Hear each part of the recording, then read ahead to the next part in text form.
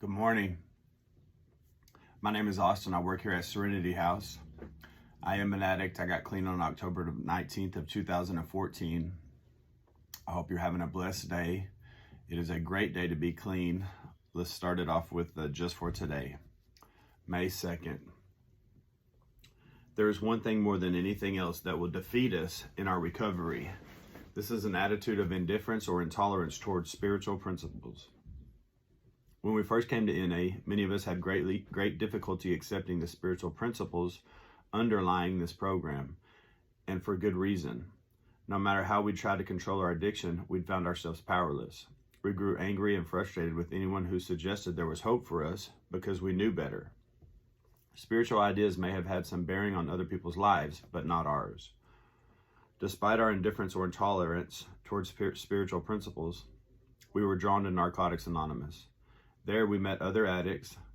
They'd been where we'd been, powerless and hopeless, yet they found a way not only to stop using, but to live and enjoy life clean. They spoke of the spiritual principles that had pointed the way for them to this new life of recovery. For them, these principles were not just theories, but a part of their practical experience.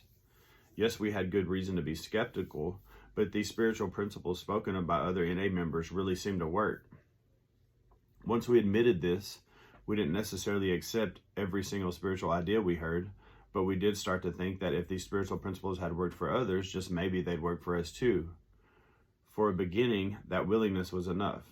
Just for today, just maybe the spiritual principles I hear spoken in NA might work for me. I am willing, at least, to open my mind to the possibility.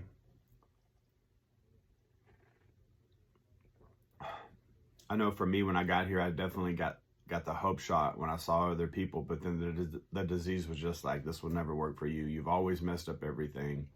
You're going back to prison, all these things. And so I can get with this. And the important thing about this is it says there's one thing more than anything else that will defeat us in our recovery. And that's an attitude of indifference or intolerance towards spiritual principles. It doesn't say that we'll get high, because there's a difference between being defeated in our recovery and using, right? Abstinence is a blessing, and that has to happen first before this recovery thing can even kick off, right?